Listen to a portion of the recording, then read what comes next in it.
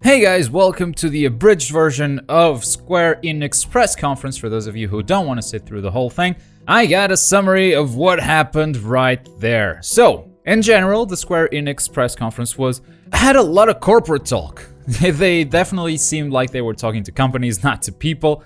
And the room in general had just an uncomfortable silence. It's not what we're used to with the Sony and the Microsoft press conferences. No big applauses, no excited people about any announcements, just a really professional thing. But they started with Just Cause 3, and they revealed a release date. That's the big thing about their Just Cause 3 coverage. It's coming out December 1st, 2015. It's still coming out this year, which was kind of surprising. Coming out for PlayStation 4, Xbox One, and PC.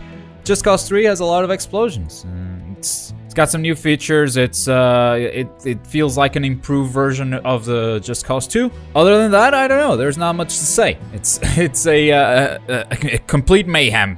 If you want to blow shit up, Just Cause 3 is your game. Now, Platinum Games had an unannounced IP and they showed some concept art for that game. And it's a Nier game. Nier used to be an Xbox 360 title, kind of a hack and slash action game, which is Platinum's specialty, and it's coming out this fall, still this year.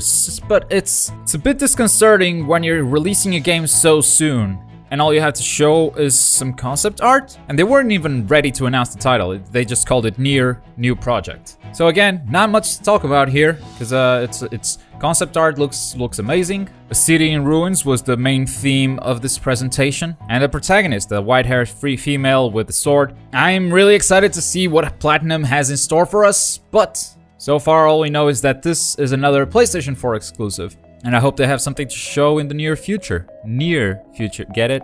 Okay. Then they talked a bit about Rise of the Tomb Raider. They have confirmed that tombs are back. The main thing that was missing from the Tomb Raider reboot back in 2013 is something that they have confirmed will be a main feature in this game. Now, gameplay-wise, they didn't show anything new. They showed some behind the scenes, some graphic showcase, but we've seen most of the stuff at Microsoft already. Good to have confirmation that tombs are back, and still no word on when this game's coming out for PC and PlayStation 4, but it's a very exciting title nonetheless. Next, we go into mobile territory. You might have played a game called Hitman Go, which was really cool. It was a really cool mobile game.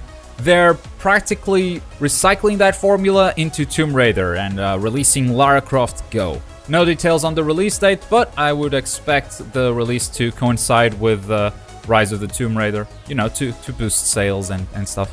Next, they showed the Final Fantasy VII Remake. It was a slightly longer trailer, but really only slightly longer than what they had at Sony. And this would be a kick-ass reveal to have at the Square Enix press conference, but the reveal was already unveiled at Sony. So for now, they're only saying that they're making the remake.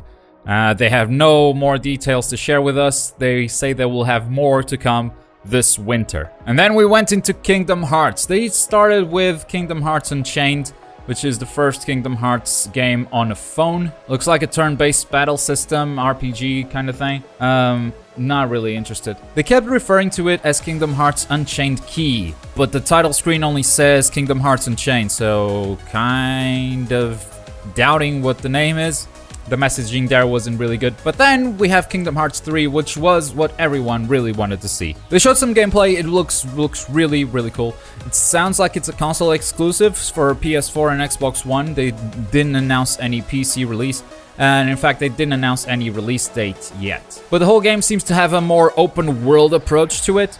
The combat system is very similar to what we've seen on Kingdom Hearts 2. Obviously, revamped animations look better. And I think we're in for one hell of a ride. Another fantasy ride using Final Fantasy characters and Disney characters. Kingdom Hearts 3, really excited to see this. Please give me a release date, because it's been a long time since you announced this title. Next game was World of Final Fantasy. They showed the exact same trailer as they've shown on Sony, and I still don't know what this game is. Looks like an RPG. They say they want to bring Final Fantasy, which is a franchise with a lot of history, to new people of all ages who have never experienced the Final Fantasy game. So yeah, I'm expecting an open world RPG with turn-based battle system, the classic thing that Final Fantasy does. And it seems that mounting the summons and having these kind of like you can mount Behemoth, and which character gets to be on top of Behemoth will change the way those characters play.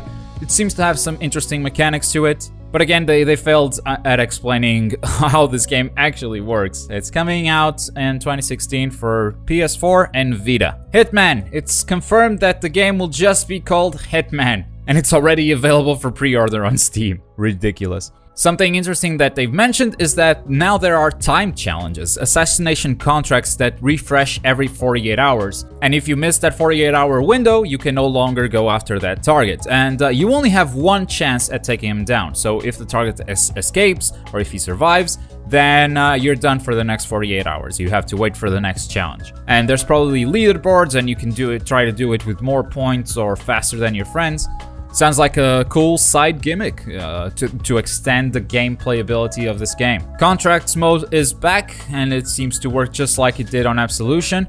And they've shown a bit more of gameplay, and yeah, it looks very, very, very similar to the previous title. The next game is Star Ocean Integrity and Faithlessness. What the hell is this name, guys? God damn it, Square. It's another JRPG. I don't know much about Star Ocean, so I'm not gonna talk much about it. Next is Deus Ex Mankind Divided. They explained that it takes 2 years after Human Revolution. It will have a branching story just like Human Revolution did, maybe a bit more branching even. And they've shown an in-game trailer. Now, it doesn't have a lot of gameplay segments, but it is the in-game engine, which looks good. And it mostly reveals the setting. There are some abilities there, some characters that might be important, but not much that would allow us to guess what are the new features of this new Deus Ex title. Yeah, it's coming out to Steam, PS4, Xbox One in 2016. No more specifics on the release date. Then Matsuda, the CEO of Square Enix, comes on stage. He talks about a phone app called Final Fantasy Portal. I don't want to go into detail about this. The important thing comes afterwards, where they introduced a new IP, something they weren't ready to talk details about, but it's a new JRPG from a new studio founded from Square Enix called Tokyo RPG Factory. Brand new setting. This is not a spin-off. This is not a sequel to anything they've done in the past. Square Enix has really good RPGs, so this one might turn out to be good, but all we have is a couple of screenshots of concept art,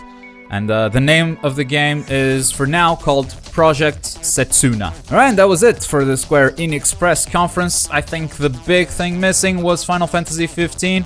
It wasn't at Sony, it was not at Square Enix. They showed it during a video game montage, but that was pretty much it. They didn't even talk about it. And I think Square Enix has a very strong lineup. It's just a shame that most of the announcements already happened at the other press conferences. Otherwise, this would have been a blast. And also, they need to work on the way they talk to people, because it was very, very corporate. A lot of business buzzwords and very robot-like. I was just expecting them to remove their face like it was a helmet and reveal a robot inside, spewing out keywords. But good showing from Square Enix. Now it's your turn to let me know what was your favorite game at the Square Enix Press Conference. Leave it down in the comments below. While you're down there, click the like button and subscribe for more gaming goodness. I'm still thinking about covering the PC Gaming Conference, because there was some good stuff there, but that conference was so long and had a lot of stuff that was really unnecessary. Stay tuned to Twitter. If I decide not to cover it, I'll let you guys know there. At magical_noob. Take care, guys. See you next time.